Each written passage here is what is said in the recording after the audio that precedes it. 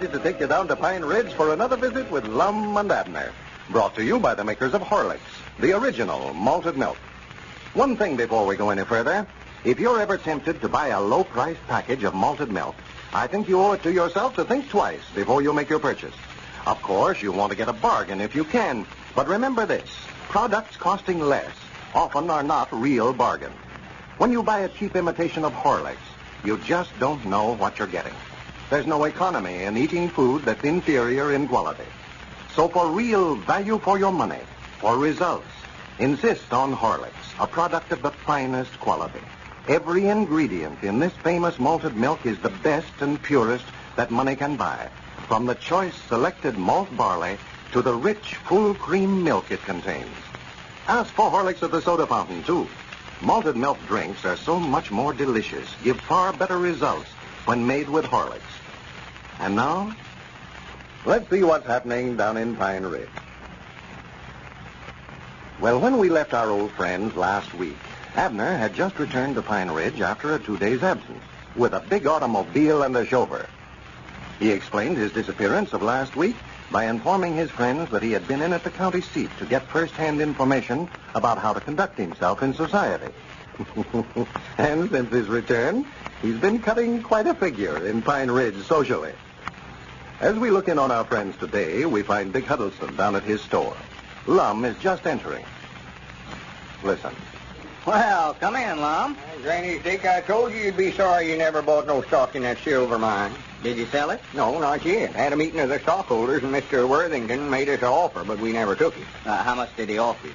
Why, he never offered but $1 million for it. $1 million? Yeah, I reckon he thought he could just buy it for any price, you know. You mean he offered you $1 million for that mine and you turned it down? Yeah, most of us wanted to take it, but Squire just wouldn't listen to it at all. Said it's worth about twice that much. Well, for goodness sake. Well, you better take him up on that before he changes his mind. Well, he's done went back to Arizona now. Left right after the meeting. Oh, he was mad. I reckon he thought we wouldn't know what it was worth, you know, and he could buy it just any old price. Yeah. Well, I don't believe that he offered any such amount as that, though. $1 million, that's too much. Sounds like one of Squire's wild stories to me. Oh, no, sir. No, sir. I heard him with my own ears. He got right up in the meeting and said he was ready to pay us $1 million cash money for it. Well, in the first place, I don't believe he's worth that much money. Who, Mr. Worthington? Why, no. He looks like he's just putting on a big front to me. Why, you could tell he's got money. Driving that big car and tell by the way he was dressed. Oh, he's a rich man. Abner's got a big car and a chauffeur and a lot of clothes, and I know he's not any millionaire. Well, Abner's just showing off, though. I'm getting disgusted with him. What's the matter? Oh, all this society foolishness.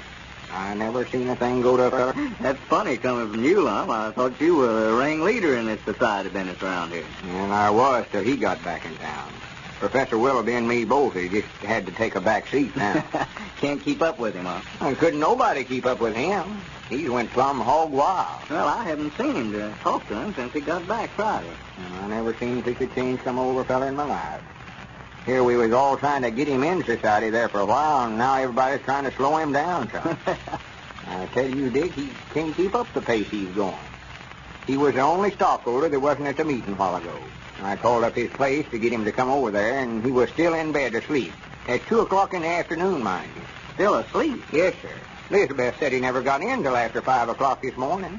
She's just worried to death about the way he's carrying on.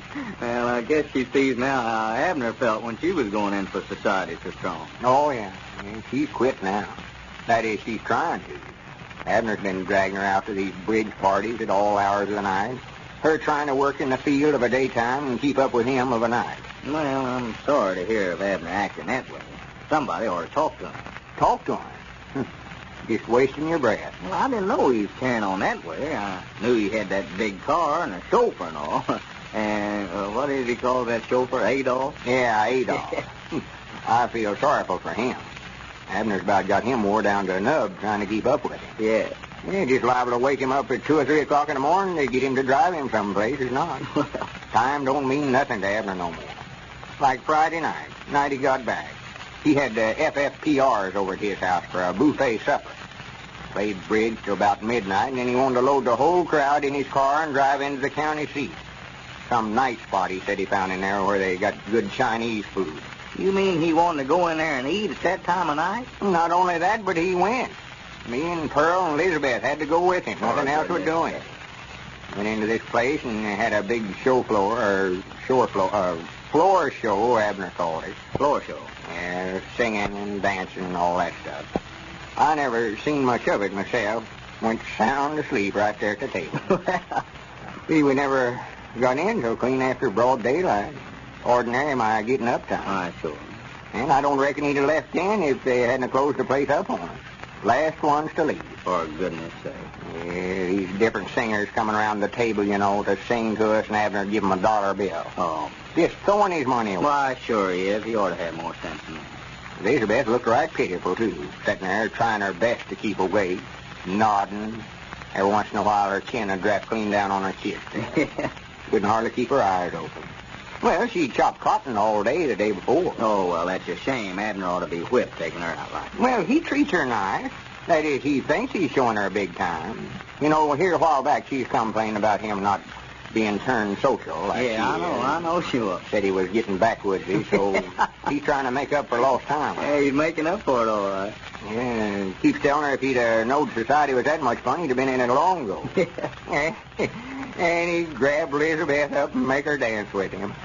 Had a place there to dance out in the middle of the floor, about 15-foot square, looked like. And the whole crowd trying to dance at once, Well, Abner used to didn't like to dance anything but a square dance. Well, I wish you could see him now. Him and Elizabeth just stopped everything the other night. Everybody just backed off and watched them, let them have it. They was doing what Abner called karaoke. Elizabeth dancing at karaoke? Well, he was. She was just standing there blinking sort of. Embarrassed, I think. So Abner's taking in the nightclubs now, huh? Oh, he ain't missing nothing. Spending money like it growed on trees. That's a shame. You know how many suits of clothes he's got now? No, I just saw him Friday. He was all dressed up then. Well, see, he's got 7 new suits of clothes, one for every day in the week. And besides that, he's got a full dress suit and a morning suit, he calls it. Morning suit? Yeah, I don't know what he needs with that, and he sleeps all morning. Well, yonder comes Grandpappy Spears. Yeah, he's been running around with Abner. That's a fine thing. He was over at the meeting a while ago, but I reckon he knows what took place. Slept through the whole thing. Abner will have him on a funeral list here if he don't quit associating with him.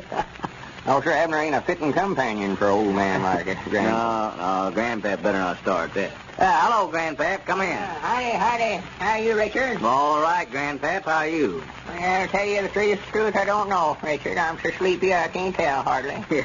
Just thought I'd come by and get my bail and go on back to bed. I was out with that crazy Abner Peabody last night. Never got in till after 5 o'clock this morning. Well, no wonder you was so sleepy. Where'd you go?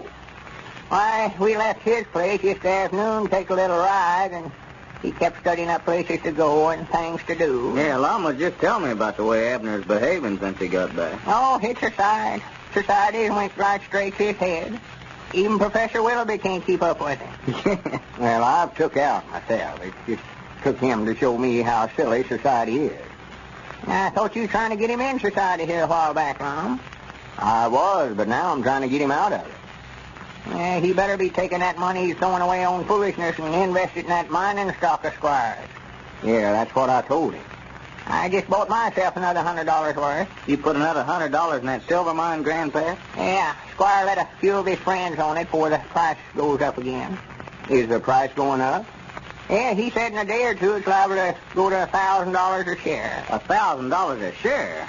Well, here I am, president of the company, and looks like I don't have no say-so about nothing. I might want to run it up to $1 million a share. And he's just selling it like hotcakes now. Everybody's getting in it now since this Mr. Worthington offered that $1 million for it. Yeah, Llama was telling me about that a while ago. I can't hardly understand that either. Squire turning that price down. Well, Dick don't much believe me, Grandpap. You heard him get up there in the meeting. No, that's right, you was asleep when he was talking. Well, they told me about him often that, so I reckon he got up and meeting and said... Well, folks are really buying the stock around here, are they, Grandpap? Oh, my, yes. Widow Abernathy taking another share, and Sister Simpson bought some more, and... I don't know, might not. Taylor Weehunt got another 2 shares. Well, I hope Squire did the right thing and turned him down on that price, but $1 million is a lot of money for any mine. Oh, yeah, it's a lot. Oh, wait a minute. Huh? Look, driving up out there in front. Oh, my goodness. I just hope he don't make me to go places with him tonight. Right, Jack, you know that is a fine car he's got there, though. Oh, yeah, actually, he got a bargain in that, he said. Say, look at that suit of clothes he's got. Second-hand car. Yeah, look at those clothes, though. You can see those plaid stripes from here. Yeah, that's one I ain't sold yet. Yes, I'd love to have one of them cigarette holders like he's got there. But that thing's 2 foot long. He sure give 'em something to talk about around here, I'll say that. Just wait there, Adolph. I'll be back in a minute. Now, howdy, boys, howdy. Howdy, Abner. Come on back, Abner. Kind of dressed up today, aren't you? Oh, I've got better clothes, but these is comfort. You ought to been to the meeting a while ago, Abner, Mr. Oh, Worthington. I don't care nothing about that. I just run over to tell you boys I'm throwing a little party over at my place tonight. Love to have all you boys there. Well, Abner, I'm just going to have to stay home and get some sleep tonight. Oh, you can sleep when you can't do nothing else, Grandpa. You're getting to be a sissy. What's the matter? Can't you take it? I don't know where I can be there and not myself, Abner. Oh, nuts. What's the matter with you birds? Just a bunch of deadheads. You're going to miss something now if you ain't there. I got the Macmillan boys coming over, and we're going to dance till about 12, and then have a swimming party down at the mill pond, and we're coming back to our place for breakfast. Well, when you aim to do any sleeping? Well, I don't know hardly, Lum. I thought we might go into the county seat and play a little golf in the morning, and all go to the races tomorrow afternoon. Oh, my goodness. Hey, now, tomorrow night, I've got a spot picked out to have Well, Abner certainly wasn't joking when he said he would set them a pace in society that would be hard to follow. Ladies and gentlemen, here's an interesting letter from the owner of Braun's Drugstore in Merrill, Wisconsin. Listen. Mr. W.H. Oberchon, the mayor of our city, came into my store this morning. He happened to see a display of Horlicks on our counter and made the following remarks. Do you know that if it had not been for Horlick's malted milk, my oldest son would not be living today? We experimented with all kinds of baby foods for him, and also with different grades of milk. But he kept getting worse from day to day. We finally came to Horlicks. And from the time he started taking it, he gained each day, and soon became well and strong. Mr. Oberchon has been mayor of this city for the past 4 years and is also head of the Merrill Business College here. I thought this would probably be an interesting letter to read on your broadcast. And a very interesting letter it was. Thank you very much. Mothers, you can get Horlicks, you know, at any druggist. This is Carlton Bricker, speaking for Lum and Abner and Horlicks. We'll now bid you all goodbye until tomorrow at this same time.